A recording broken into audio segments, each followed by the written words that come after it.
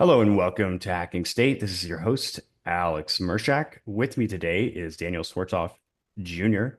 He is the co-founder of an interesting meditation app called the C app on X.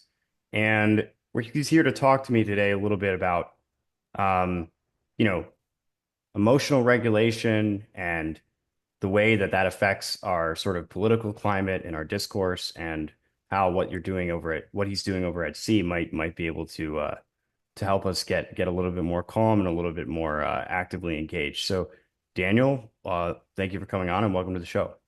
Thank you. Good to be here. It's great to have you.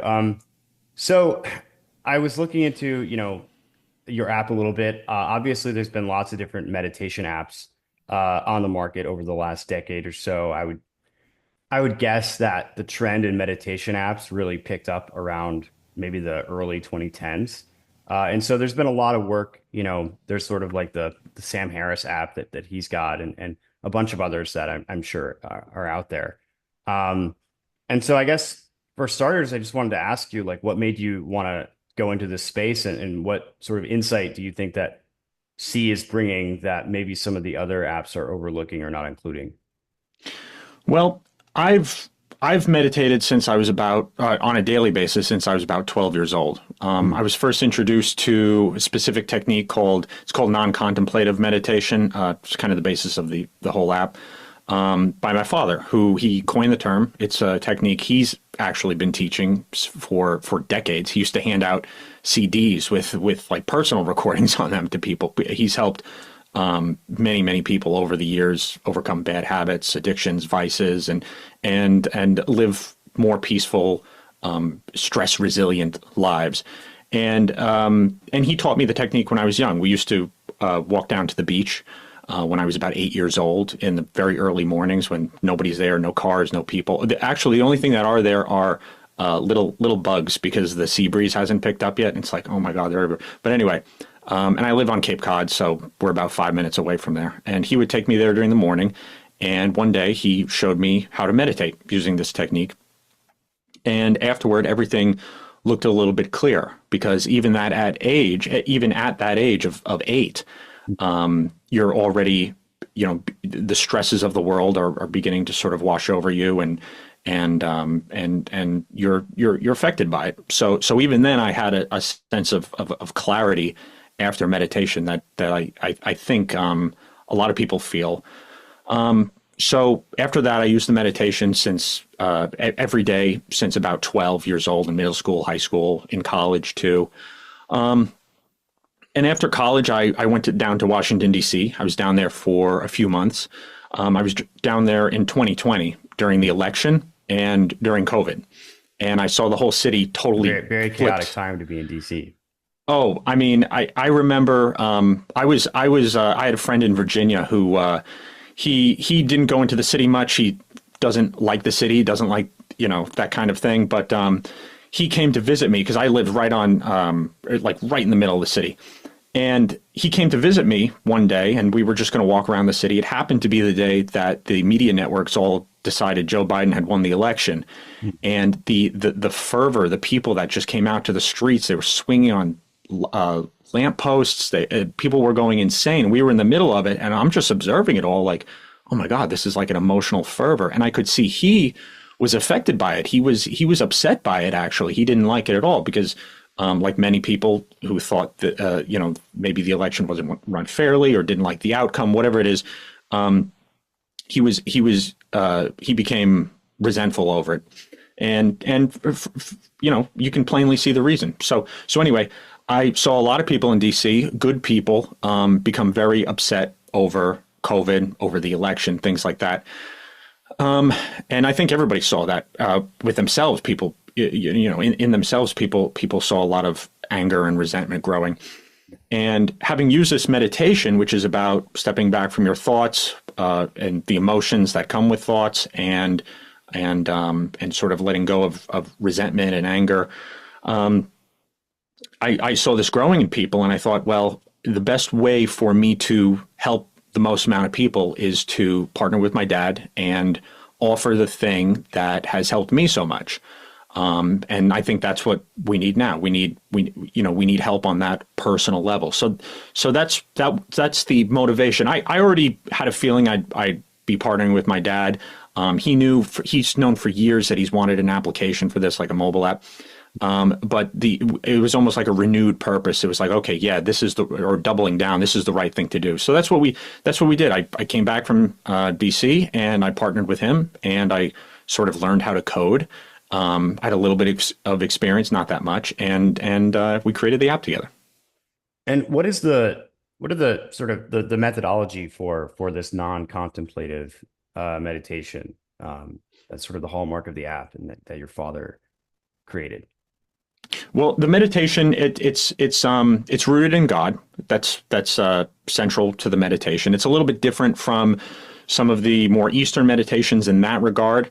But there is no. The point is, there's no contemplation. There's no focus. It is about stepping back from your thoughts. It's about seeing your emotions and your thoughts, and that allows for real-time forgiveness is what happens, and you leave room for God there too. There's, like I said, no focus, no contemplation, no trying to make things happen, no escapism, imagining a field with butterflies or something. There's nothing like that.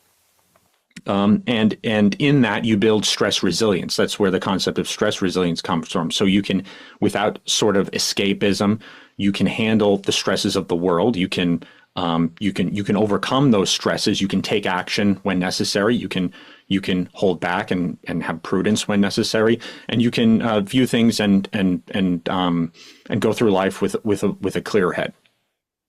So what does that actually look like pragmatically? Like if I'm sitting down to do this, let's say with the app, without the Mhm. app, I have a meditation practice that I've been doing for on and off for about a decade now. And it's pretty basic. I don't have a mantra or anything like that. I don't do a lot of visualization. I sort of sit, if I can, in a quiet place, although that honestly shouldn't even be required. And then I try to sort of clear my mind, right? I don't even know what the Okay. term for this is. It's not transcendental, but essentially I'm trying to not get attached to the thoughts that come up, and whenever the thoughts do come up, let them flow over me and drop them as soon as I realize that I'm trapped in thought, and then return back to trying to stay present. And this is sort of the technique that I learned a long time ago, and I've just sort of continued to do that. And I know there are lots of different other techniques that people practice. And so, what does this actually look like when one is sitting down to do one of these sessions? Well, what it looks like, as far as on a daily basis goes, it's meant to be done twice a day. You can do it, 3 times a day if you want, but once when you wake up in the morning, sort of set yourself up for the day, and once right before bed, because when you go to bed, a lot of thoughts, a lot of emotions happen then too, and of course, I mean, sleep is very important. So you want to fall asleep awake, if that makes sense. As far as what it practically looks like, you don't need much. I mean, a chair is helpful. Like you said, doing it in a quiet place is definitely recommended, just because things are distracting, and if you're not used to being in having this state of being, it can be difficult to do when there are lots of distractions. But yeah, I mean, you could do it on the bus, you could do it at work, you could do it in your car. You can't do it while driving because that's dangerous, right? But it's a guided meditation. And actually the reason the app is so good is because there used to be there is actually a free version on SoundCloud and YouTube, but it before that is a pre-talk where my dad sort of sets up what to expect going into it. And with the app, because we can deliver sessions in a certain order, and there is a randomized aspect. You never get the same session twice. You just tap, and a session is delivered to you, which makes it really simple. You sort of get the meditations that you need at the beginning to sort of prime you to know what to expect. In this case, it involves having your hands together, involves sitting down flat on the floor, closing your eyes. And what happens is, and everybody can see this, sometimes you don't, depends how wrapped up in thoughts you are, but you can see certain little lights when you close your eyes. They're there, they're plainly in front of you. And it involves seeing those lights, and with that, seeing thoughts, seeing the emotions, And that's all it is. That's the whole meditation practice. Now, it's guided. So my dad, who's also my business partner, walks you through it Mm. as you go. But a guided session isn't necessary to reach this. I mean, this is a name and it's a technique and it's an app and it's an audio session.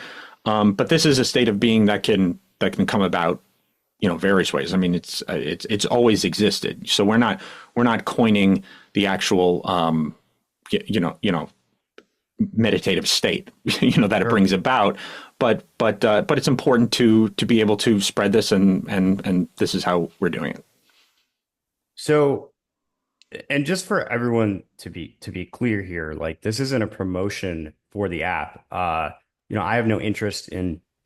I mean, obviously, I like the idea. I hope it succeeds, but I don't have any vested interest financially or otherwise in this succeeding. This conversation is happening because I think it's an interesting idea, and I'm hopeful for any kind of technological intervention that might improve our current discourse. Um, and so I'm wondering, like, okay, so I have an understanding of the practice now and what the meditation looks like and how the app helps guide individuals into this as a daily practice. Hmm. And what are the hoped for effects of affecting people's sort of general stress tolerance, and I guess you could even call it like political consciousness or engagement. Yeah.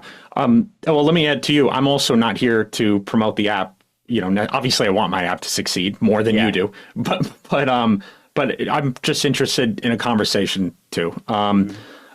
Yeah, so I would love to talk about just stress in general and political stress and how it affects us and everything. Well, stress is an interesting word to start with. It's a word that's a little bit different. It's unique as far as these mental health terms go. Stress, anxiety, worry, fear, there's lots of different words. We use it. Clinicians use it. People who meditate use it. Stress, reduce stress. But the thing is, stress, like if we actually define it, is an outside force. That's what stress isn't something that you feel. The emotion you feel is your reaction to stress.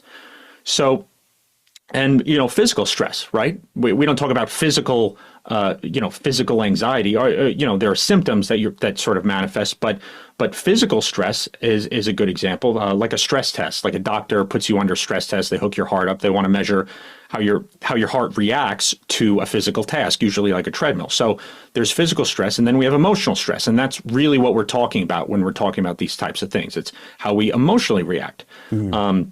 And so I use the term resentment. I say a stress is anything that causes a temptation to resent. And the reason I use the word resentment is because of its roots. It's Latin, sentire is to feel, and then Mhm. everybody thinks of the prefix re as like, again and again or something like a redo, but it also means in turn, like response, reaction. So an emotional reaction, it's usually negative, right? Like worry, fear, it is a resentment, and a stress is a temptation to resent. So the app is all about, and not just the app, but I'm all about building resilience to stress, because you don't have control over the amount of stress in your lives. There's like political stress, especially societal stress, the price of eggs going up, gas going up, inflation, pending World War III talk, things like that. You have no Sure. control over that. You have no Mhm. control over it, and yet you have to live here, and you have to figure out how to survive those things, how to overcome those challenges, those emotional challenges, because you can't run away from that. Some personal stress you can run away from, but political stress you can't. And that's actually what makes stress such a powerful tool in politics, because when you are emotional, it changes how you act, it changes your behavior. So that's why stress is so important. Upsetting people is so important. It's such an important part of manipulation. Yeah. It changes how you act. Yeah, so like you can get people to engage, especially on negative emotions. Negative emotions have a strong pull on people because we have a bias towards avoiding or diminishing negative emotions when we feel them. And Right. so there are things like, shock doctrine, for example, which is sort of all about manipulating public opinion and sentiment with fear. Um, and one of the things that I'm thinking about just as you're speaking on this idea of resentment is its relationship to resistance. The way that I think about it is like you notice inside you a resistance to a given state. Like you feel something and then you want to find a way to not have to feel that anymore. Right? If Yeah. you're angry or you're sad, often the first instinctual reaction is I would like to not feel this. What can I do right now to not feel this? Um, Right. and Yeah, and then I guess one other thing I would say is I've been writing recently on trauma. So I've been doing some research on trauma, the sort of the origins of it as a psychological construct, how it got sort of transposed from the medical literature as literally like a physical wound is a trauma, Hmm. Right. to psychological. And one of the things that's interesting uh, about trauma when you start looking into, its concept uh, as a psychological construct is that it is not really defined by the contents of an event itself. That is, a traumatic event is traumatic given someone's response to it subsequently, given the nature and degree of their emotional response, not Mm. necessarily the event itself. And so Yeah. there are certain individuals, this makes it extremely subjective, which is part of the difficulty of pinning it down as a construct and also talking about it, um, is that two people could go through the same exact event and one could come out traumatized and the other could not. And also Absolutely. an individual who's particularly sensitive or has some other predisposition could go through an event that most people would consider not traumatic at all and come out with a traumatic reaction. Um, and the sort of corollary of this is that once that response has been resolved, right, whether that's a chronic response or an acute response, the it is no longer traumatic. That is, getting over trauma has to do with resolving this emotional dysregulation. And anyway, and so I think that's also one possible area of like maybe a more extreme example of this stress that you're talking about, right? The Yeah. stress disorders are also part of the psychological literature on trauma. You've got, of course, everyone knows about post-traumatic stress disorder. Um, but there's a number of other disorders that are all sort of hallmark trauma disorders, and they all have to do with stress. Yeah, no, absolutely, and yeah, that's right. They all have to do with stress, and it does seem subjective. I mean, you can wonder like, well, why did that person survive a certain event, and why did that person not? And that goes back to something that is really, it's hard to put the finger on because is it psychological, is it spiritual? But it's that person's response, how that person dealt with that event. Yeah, as far as how manipulation goes and how it makes you incompetent or changes your reactions. In college I used to work in a grocery store during the summers, and I had this one colleague he was a bit emotionally reactive, a bit neurotic, but he was a good guy, and everybody in customer service knows that. When you have repeat customers, especially if they're a little weird or a little bit annoying or crazy, it's like they become characters, right? Like everybody you work with knows who you're talking about, even if you don't know the person's name. And we had this one woman who would come in, and she was really mean. Just she would practically abuse us because we never had what she wanted in stock, and she would make special orders or wouldn't come in on time. And there were legitimate things that we weren't doing right that could have been done better. But she was a mean woman. She just was. And everybody hated dealing with her. But this one guy in particular, my colleague, or excuse me, my coworker, I would find him like scurrying around in the back room or in the corners of the store, and he would basically become completely incompetent, just not even doing his job for an hour and a half, while this old woman is in the same building as him. So people's reactions really matter. He had an emotional reaction. He hated her. He feared her, and it completely changed his competency. It changed his behavior. Now, I don't know if that rises to the level of traumatic for him, but that can happen. And then it becomes a trauma when you're reactive like that, and then just the memory of those things trigger that feeling, trigger that emotion. I mean, we have normal physical reactions to that we call fear and anger that are primal, instinctual in nature. Like our bodies react, right? Like if I see a bear, I'm scared, I'm running, my amygdala activates, my lungs start pumping, or excuse me, my heart starts pumping, my lungs start filling with air, and my muscles tense up, all that. But when that's happening as a result of thoughts, when our own thoughts are triggering that over and over because we're ruminating, because we're thinking, we're brooding, that's an emotional, that's the negative energy that I'm talking about. I'm not talking about a legitimate fear or worry.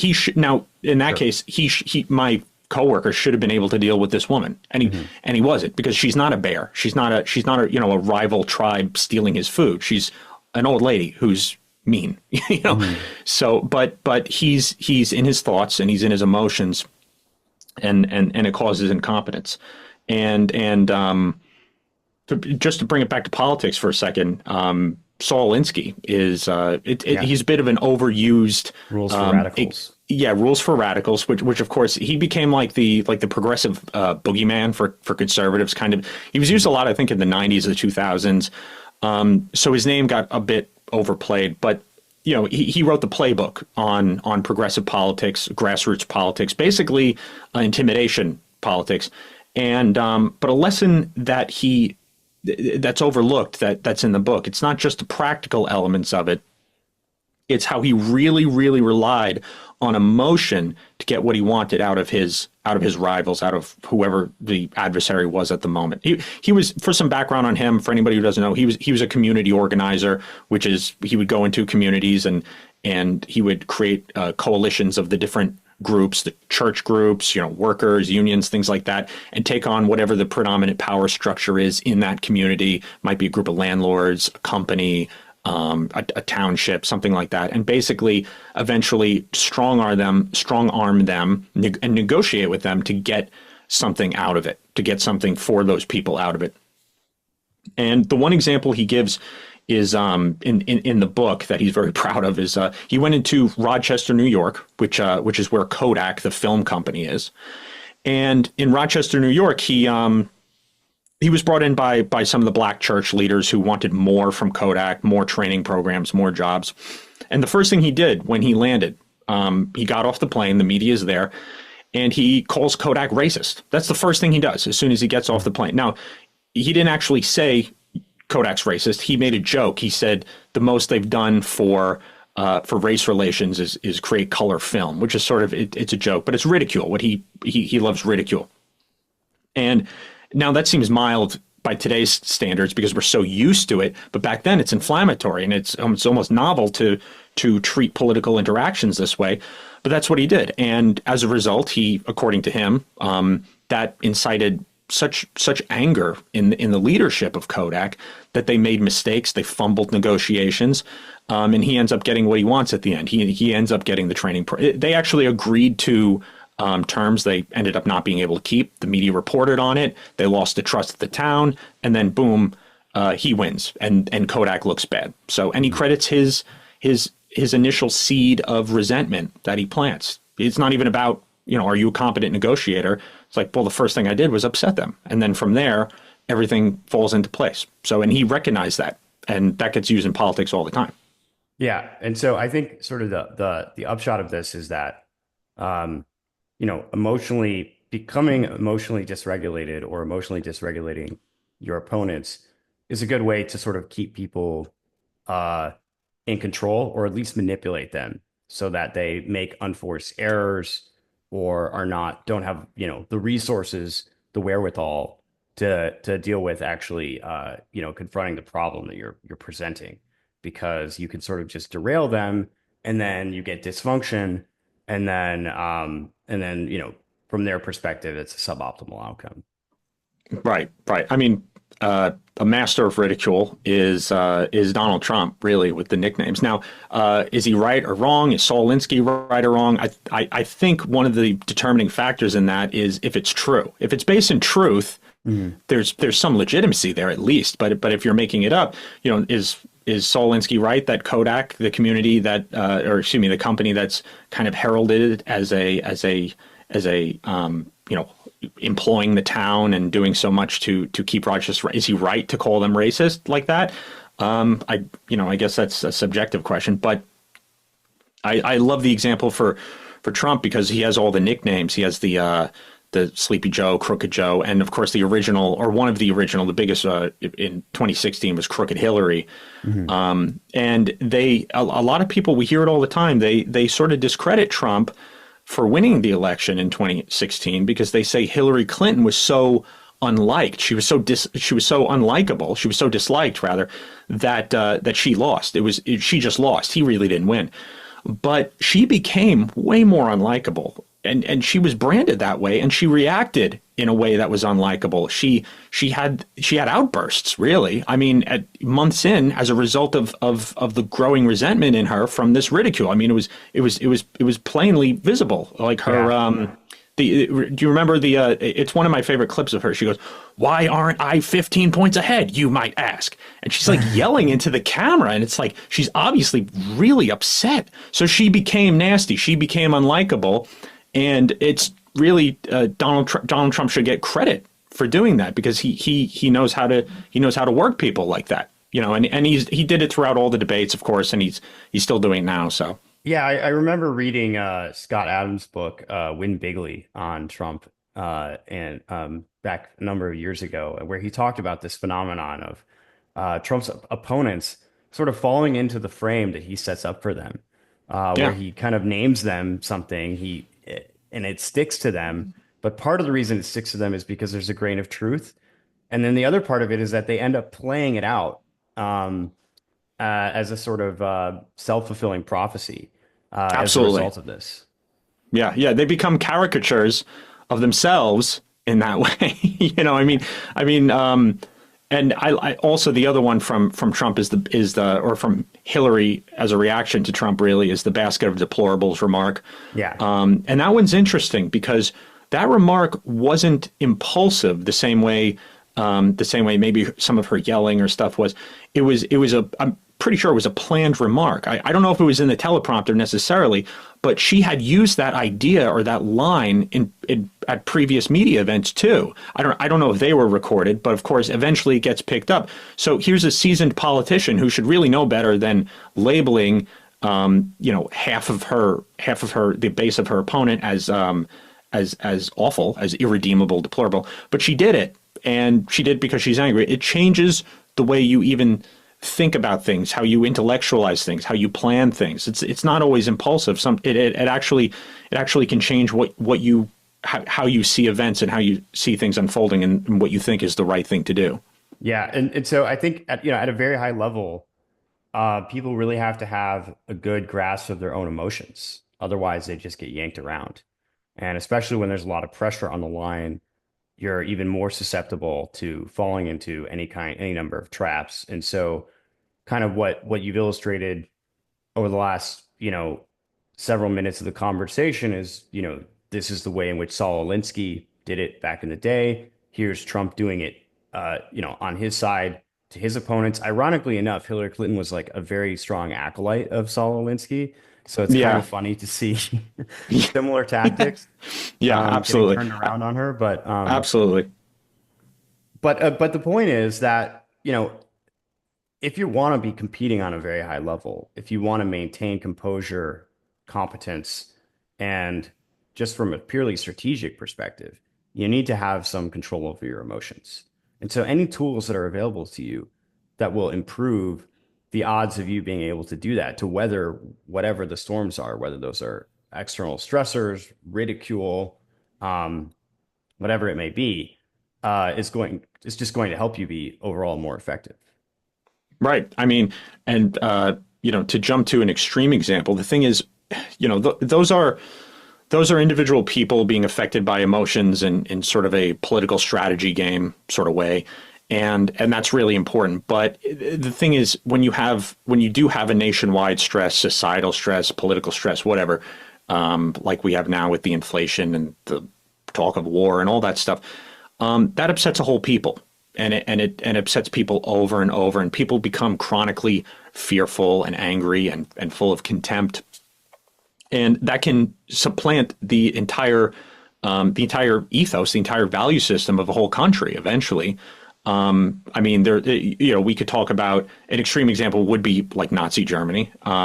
There's a psychiatrist. His name is Joost Meerlo, and I mean he's dead now, but he lived through the occupation of his country in the Netherlands, and he wasn't so much interested in the pragmatics of war and the Nazis, but he was interested in sort of the psychological motivators. Like what's going on in these people that's causing such drastic action and such a drastic belief system? Because the Nazis weren't they weren't particularly like impulsive and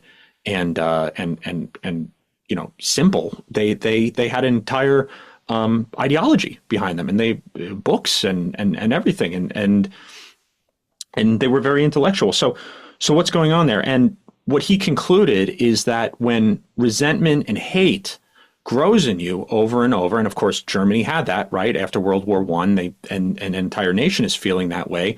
An entire people, as you referenced before, you don't want to feel that way. And you might not even know consciously that you feel this way. There are lots of times where I'll get a some sort of worry, a fear, an annoyance or something, and I'll feel it for a second, and maybe maybe I wasn't in the right frame of mind when that happened, and then a couple minutes later I forgot about it, but I just don't feel good. I feel like I'm like, oh, what's going on? I'm like, oh wait, that's what happened. That happened right then, and I didn't even realize. So it's not always a conscious thing, but as he said, it begins resentment and hate begin to direct all action and thinking. So that becomes the impetus that leads to any sort of conclusions and rational thoughts and actions you end up taking. And that's because you need some sort of relief. You want to put out that pain. And in the case of politics, in the case of sort of cultural movements, you're drawn to a movement. You want to join a collective. That's where collectivism comes in. Mm. And because from that you feel it has such an energy, it has such a vibrance that you're missing. It's not, you don't have it within you. Excuse me, you don't have it within you. So you want to join a collective. He calls that he says the collective has so much more élan vital, which is French for essentially means life force. Yes. And you're missing that because it takes so much energy to be upset. It really drains you, and you can get some sort of, oh yes, we're going to accomplish so much, and it's exciting. So that's what happens, and that's what he believe happened in Nazi Germany, and that's something that I don't think that we're not at Nazi Germany level right now, but we do have to be watchful of that too within ourselves. It's like, am I harboring these resentments, these emotions? Because there's a difference between being emotional, being full of contempt and hate, and being able to discern right from wrong. It doesn't mean that you have to be okay with what's going on. You should be able to objectively see, no, this is wrong, and we need justice and that sort of thing. But you have to see if the emotions are being harbored within you at the same time, because that can change how you end up thinking and what you end up doing. Yeah, this idea about the sort of embrace of Nazi ideology by the Germans in the early 20th century reminds me of Nietzsche's take on philosophers, which is that every philosopher's, system, theory, philosophy is itself an exponent of their internal psychology. He was in some ways the first psychologist because he sort of took he said, look, all these systems that these philosophers have are really just intellectualizations. They're rationalizations for that individual's personal psychological orientation toward the world, hangups, whatever it may be. And I think that there's a similar analogy one can draw to political ideological systems. The one that I always sort of think about is communism, right? Communism is sort of the hallmark uh, political ideologies that is marked by resentment, marked by a kind of envy and a feeling of lack, and a desire for what others have, and also a desire for revenge, if I might say. Um, and so yeah, and so it's very interesting to see when these emotions accumulate in a population, how that can turn in different directions that you may not desire.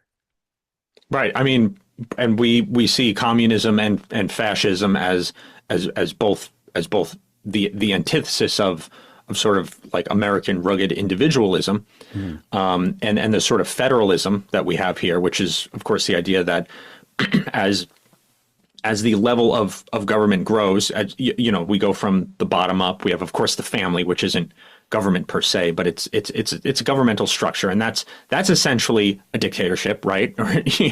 And then we go up from there, and as we go up, we have more freedom. You have less, and until we get to the federal government, where you have amendments, you have restrictions and power reserved for the state. You have enumerated powers there that say, Yeah. no, no, no, the federal government doesn't have control like that. So that's the emphasis is really on the individual to make his own choices, and that's how the government is set up here in America.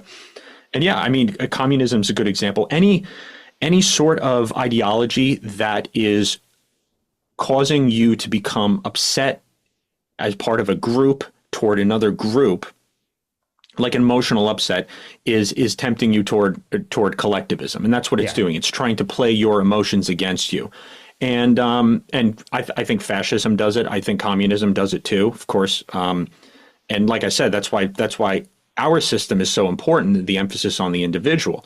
Now we do have movements that come out of that can be good, that can be pure. And those movements are rooted in the individual. But as those people do begin to upset, they will gravitate toward this collectivist mindset, this us versus them, have versus have not idea. And I mean, this is going way back in time, but if we're looking at the American Revolution versus the French Revolution, of course, ended up imploding on itself, basically, and they ended up all essentially killing each other. That's what ended Mhm. up happening. It didn't work. It didn't work the same as it did in America, because in America we had this is going a little more into religion, but America had a very strong network of churches, and the church leaders, in large part, embraced the revolution and the ideas, and a lot of the ideas were founded that led to the American Revolution were founded in the idea of free will, individualism, God, and with that comes a certain value system and emphasis on forgiveness, the Christian idea of forgiveness. So if you're forgiving, you're letting go of these emotions. And now Mhm. the Christian forgiveness is different than how forgiveness is used today a lot of the time. A lot of time forgiveness is the idea that I'm not going to go as hard on you, or, kiss and make up, we're friends again type forgiveness.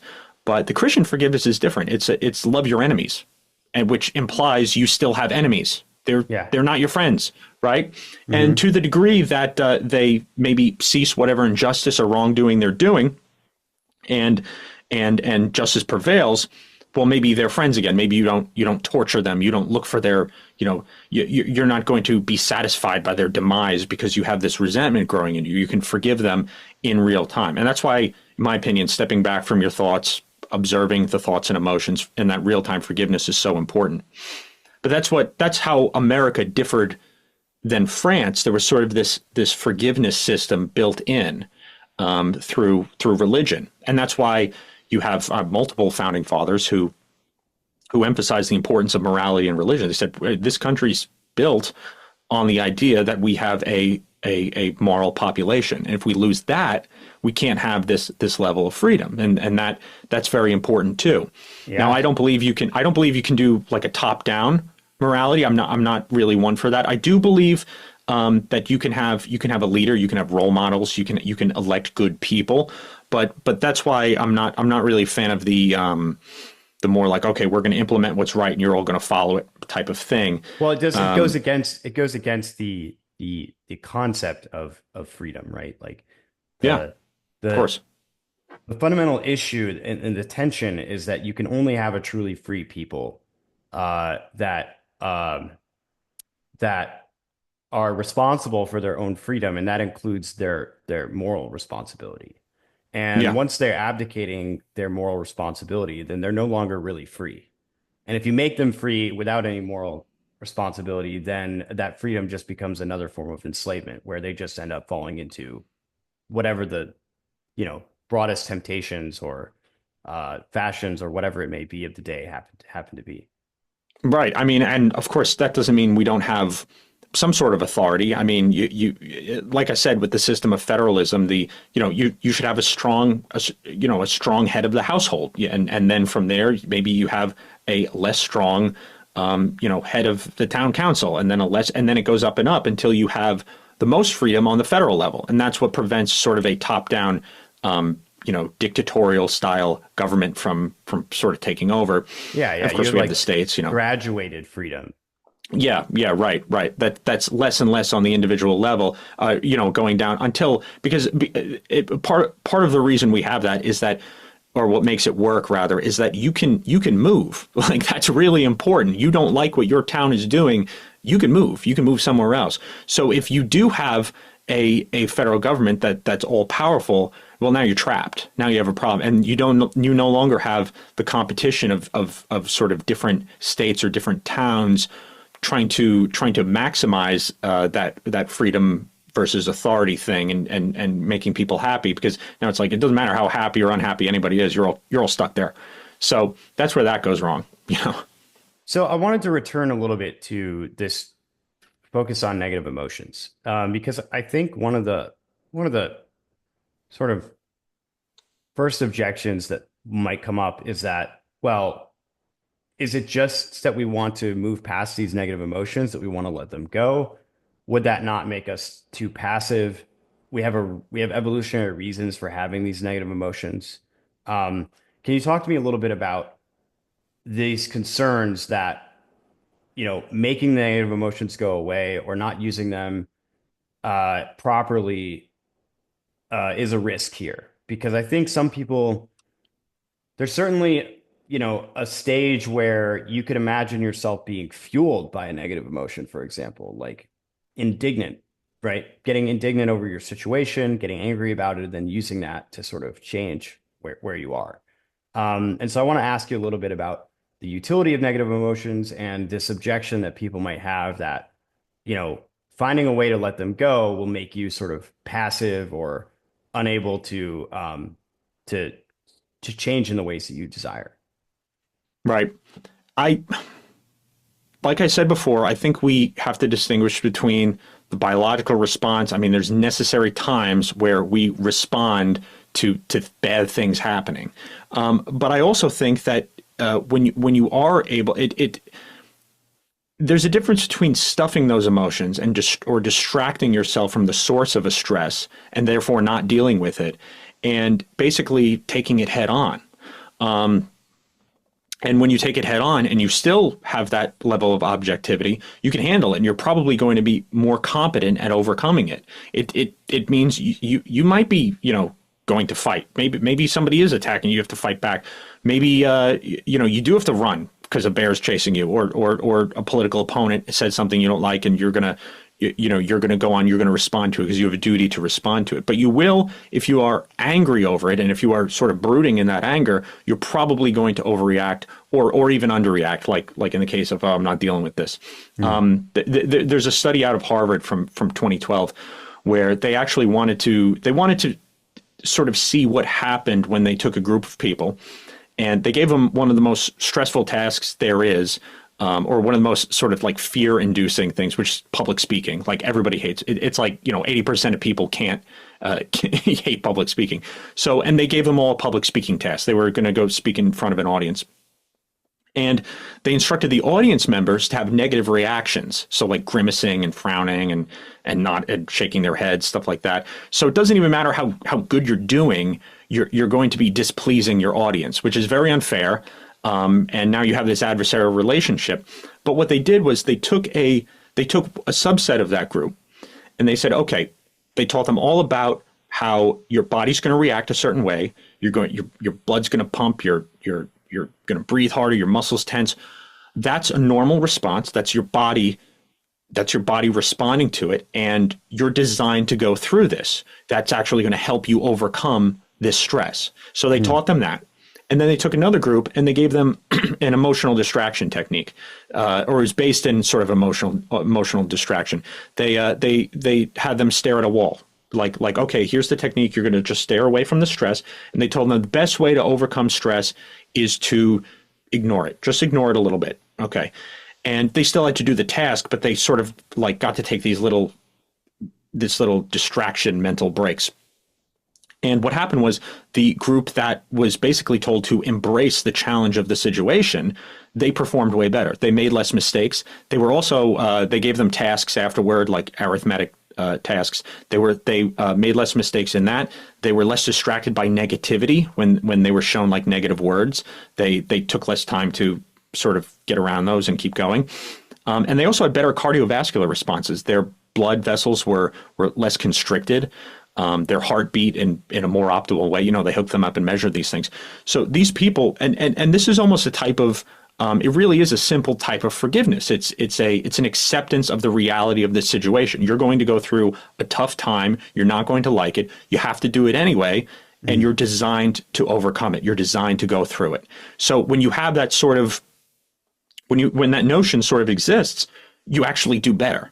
So that's different than the idea that, oh, well, actually by stepping back from these emotions, you're not going to perform as no, that's distracting yourself. And that's when you run into problems. That's when you run into not doing as good a job as you could.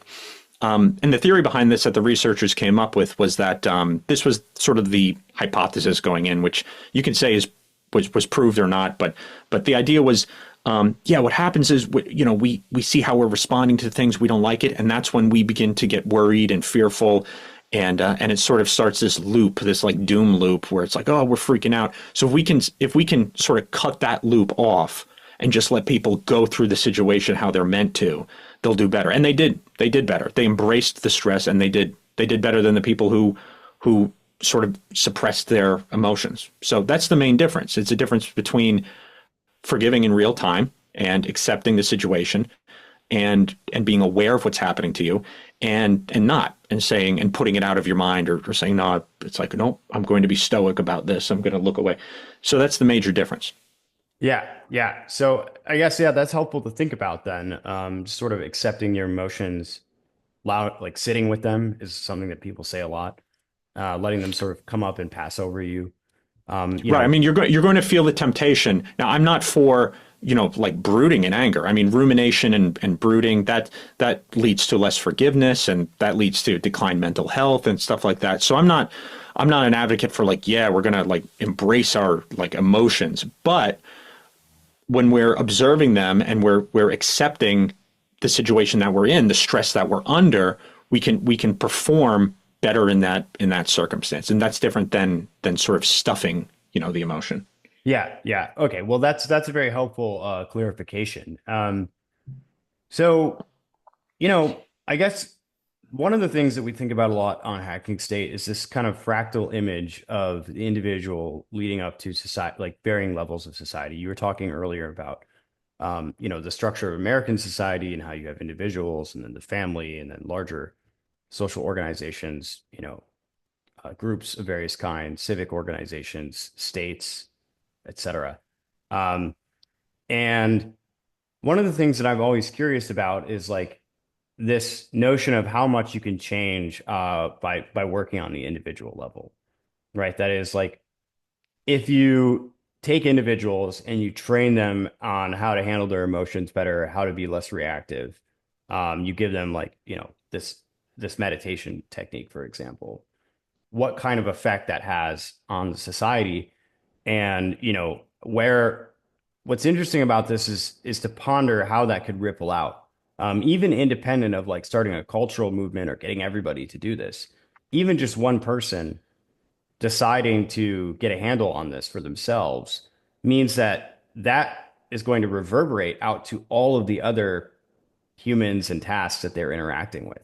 And so you get this really wonderful um, ripple effect as a result of just changing, uh, uh, a a small number of individuals in terms of how they interact with the world and how they interact with themselves. And so I'm curious, like, are you trying to start a social movement behind this, or is this more about just getting individuals one at a time to kind of recalibrate their relationship to their emotions? I truly believe that on an individual level, it's the only way to create some sort of lasting change rooted in what's good and what's right. Because, like I said I'm against the sort of top-down implementation of morality. I don't think it really works. Mm. But you have to have individuals waking up and individuals handling situations and overcoming situations with more ease, with purity, and that's the most important thing. I do think there is a ripple effect when you have. It's almost like emotional energy. You feed off each other. I mean people, and that's you have unhealthy relationships that way. They turn into they spiral downward, and then you end up two people hate each other, and they just go back and forth, and it seems to like it almost like a feedback loop intensifies the hate. So if you only have one of those people that's observing their emotions and cutting off that loop, you have a much healthier relationship there, and then the other person might eventually wake up. So I do think that's the most important thing. I don't think that if a social movement were to develop, I mean, that's cool too, I guess, but it's really definitely the individual level that's most important for sure. Hmm. And what do you like what is the development of the app? How are things progressing as far as that's going? I see you guys are in both of the app stores already, which is pretty good. I'd have to say, as someone who's developed mobile apps before, it can be quite difficult. So I won't ask you too many technical questions, but I am curious as to like where you guys are at in terms of the product roadmap and releases, usage, etc. Yeah, I mean, I don't want to put anybody to sleep with the technical stuff either, but basically, I'm the coder. My dad does the meditation session, so I'm the guy who sort of develops on the technical side of things. It's not a job that I particularly wanted, or I didn't want to be a coder. I didn't study coding in school, but it became necessary. And when you want to start something like this, you have to wear many hats, and this is one of mine. So. But it is fun, and yes, we are on both app stores right now. Right now, the app was designed. We put a lot of thought into the design of the app because it's different than the other meditation apps. A lot of them are, I almost call them like convenience store meditation. It's like you're going to go in, you're going to like peruse. It's a collection of thousands of different things. You're going to decide what you want. You almost become like a meditation hobbyist or an enthusiast. It becomes part of your life that way. And this isn't designed to be like that. This is designed to be a tool that you pick up twice a day, and you can open it and one tap and you're meditating. You're gonna, after you log in and set it up, you'll get a screen where you only get one choice. It's one decision to make. You get 5, 10, or 15 minutes. How long? Hmm. And then from there, a session is chosen for you, and it's going to be one that you haven't heard in a while. And the sessions change as you use the app more and more. You get different sessions, go in there. And that way it becomes part of your life in a very minimal sense, in that you can live the rest of your life. We're not asking you to adopt a philosophy or change your personality or your hobbies or interests. Use it once in the morning, once in the night, and then you're done. A feature that we added, not exactly recently, but as far as the actual meditation goes, it was the last added feature was a daily mini. It's called Today's Mini, and that's at the very bottom. And everybody gets the same session there every day, and that's for people who like to take a few minutes during the middle of the day, recenter themselves, because the day can get hectic, and that's just a 2 or 3 minute recording. So we have that now too, which I think is great. And we're always putting out new minis and adding new sessions to the app. So it's designed to be as simple as possible. That's kind of it. So you're not going to be wowed by sort of the all the technical aspects and the bells and whistles. It's a very simple thing because people who use it and who stick to the plan, they report changes in their life. They say it's changed my life. It's a blessing. It's saved my life, and it's not really the app that did it.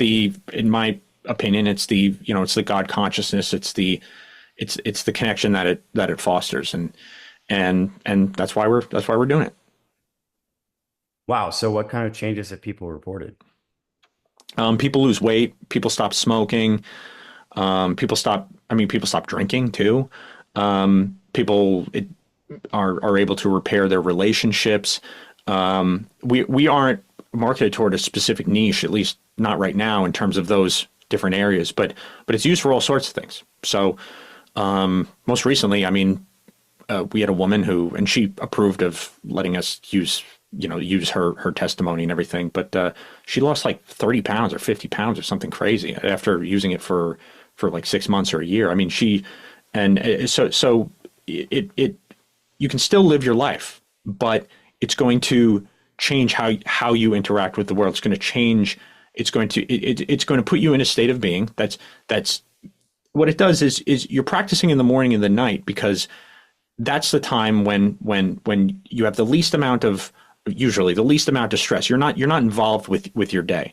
And by practicing then, you're setting yourself up to more easily return to that state of being and handle the stresses as they occur. So that's why it's called practice. You're not supposed to meditate in a cave for 8 hours a day. You're supposed to live your life. And the meditation is supposed to help you discover a state of being that makes life much more enjoyable and you have a certain peace throughout your day. Yeah, and so where I see this going is sort of like just, I like this framing of it as like a tool, as something that's supposed to augment your life, but not really be a focus of it. And is really just there to kind of as a guardrail for implementing this as a daily practice. I really Hmm. like that because it's non-obtrusive and it's not threatening either. It's not like, oh, this is going to take up all of your time. Like it's not like one of those apps that's going to just, you're going to download TikTok or whatever and be scrolling for 2 hours a day, and Yeah. probably feel worse afterward. Yeah. In fact, if you compare it to what the other apps that you're using probably are doing, it's the ROI is probably tremendous. Um, and so I guess one of the things to reflect on is like it also is in a category of things where if you're someone who thinks about the relationship that you have to your tools, you can always ask yourself whether you're using the technology or whether the technology is using you.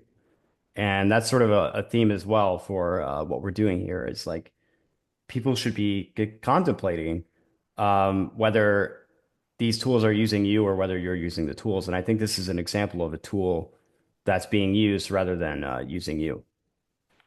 Right. Well, and the other thing is if you're not using the tool, it's time to get rid of the tool. I mean, Yeah. we're not interested if this is something that it works if you use it, and if you don't use it, I'm sure there are lots of people subscribe to Calm and Headspace and whatever who pick it up like once every couple of weeks and say, oh man, I really need to meditate now. It's like life's hitting me hard, but that's not really how this works. That doesn't help bring about a state of awareness throughout your day.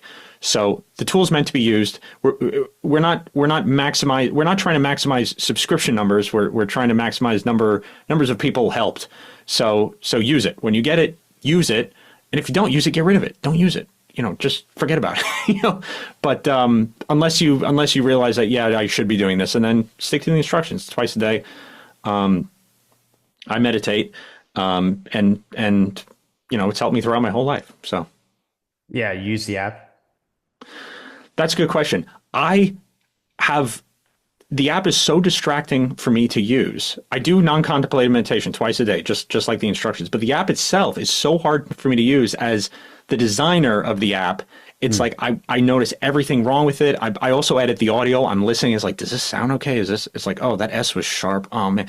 So it's really hard to use the app itself. But we do have the free recordings on YouTube and SoundCloud. There's a 30-minute session there, which you're supposed to break up into segments. By the way, you're not supposed to do like 30 sessions every single time. Yeah. So I'll use something like that too. But I do meditate every day. But using the app is I use the app in a technical sense. It's very hard to actually use it from a meditative sense. Yeah, yeah, because you're always assessing it. You're looking Yeah, yeah. at it. It's almost like watching yourself like on camera, or like hearing yourself in a recording. Yeah, It's or like, listening to your own podcasts. oh no, I don't even know how I'm going to listen to this one. I'm going to say, oh man, Yeah, I should have said that. I should have said this. So, Cool. Well, I wanted to just sort of ask you a little bit about that. I think this is really hopeful. I think I like the direction that you're moving in. I can tell, you and I have not spoken before this. But I can tell from our conversation so far that you're, a pretty grounded, sort of high vibration kind of guy. And so I like what I'm seeing and I like what I'm hearing. I like the philosophy that you guys have for the application. I'm excited to see where it goes and what people end up doing with it. Yeah, we are in a time where it does seem like if you're not intentional, you're just constantly bombarded with stimuli that is trying to stress you out, trying to freak you out. mhm. If you're on X, if you're on YouTube, it doesn't really matter where you are. If you're online at all, you're just constantly getting all this noise, all this input that you are not even seeking out that comes to you by virtue of all these algorithms that we've got going. And a lot of it is not very good for you, and a lot of people struggle, even people that have a high degree of self-awareness and agency struggle to kind of cut their information diet down to something that is manageable and that also doesn't have them freaking out about things, most of which don't really directly affect them. And so I'm really excited to see tools that are kind of moving in this direction of just Right. helping Let me people just say, I get a want handle on people this. I want people to stay engaged. I want people to know what's going on. That's the Yeah. thing. Stress reduction as a form of like a therapeutic stress reduction. It's like, okay, well, how much are you going to reduce that stress? Don't you want to know why the price of gas is going up? So that's a really important aspect. That's why stress resilience through the acceptance of the reality of situation and real-time forgiveness and awareness of your temptation to become, your emotional reaction to Yeah. things. That's why that's so important, because you need to be able to handle and go through life and take on challenges. The one thing you mentioned, X, I see this sort of like phrase all the time. It's like, you don't hate blank enough. And every time I hear that, I'm like, yes, we definitely do hate them enough. Stop trying to, I know they're wrong. And I know something has to be done about it. 100%. That's not what I'm saying. I'm saying we do hate them enough. Stop hating these people, because you'll lose yourself and you'll not even realize what your own reactions are. So, Yeah. you know, Well, and it's also like you're presenting uh an option that doesn't require you to go become like an ascetic living in a cabin in the woods in order yeah, to, reclaim your sense of self, yeah. which is No, I mean, impractical for most of us. no, yeah, it's not practical at all. I think it's impractical for everybody. I mean, sure, you could sort of deny the difficulties of life in a way and live in a cave by a waterfall, but yeah, I you're supposed to deal with things, and part of dealing with things is taking action when needed. So learning how to take action decoupled from the contempt and resentment that it can, the things can evoke, the stress can evoke, is so important. And that's why stress resilience is the cornerstone of the meditation, instead of reduction or relief or any type of what do they call it, escapism, that Yeah. kind of thing. Yeah. Um, well, Daniel, this has been a good conversation. Thank you so much for coming on the show. Before we head out, where can people find you and where can people learn more about the app? Go to thecapp.com. It's CSEE. So thecapp.com, one word, to learn a bit more about the app. We have some blog articles there. You can download it, check it out. I'm on social media too. It's D Schwarzhoff Jr. Fortunately, the spelling is a bit hard, but if you search Dan Schwarzhoff, you'll find me there too. So that's the best place to see what we're about. And we're going to, me and my dad are in the process of possibly launching a podcast too. We originally had a podcast a while ago, and it was audio only. So we're going to try a video format. It's not so much a like a remote interview style. It's just going to be the two of us talking. Yeah. We're going to see how it goes. So that's in the works too. Great, man. Well, I'm looking forward to what you guys come out with. And yeah, thanks for coming on. All right. Nice meeting you. Good talking.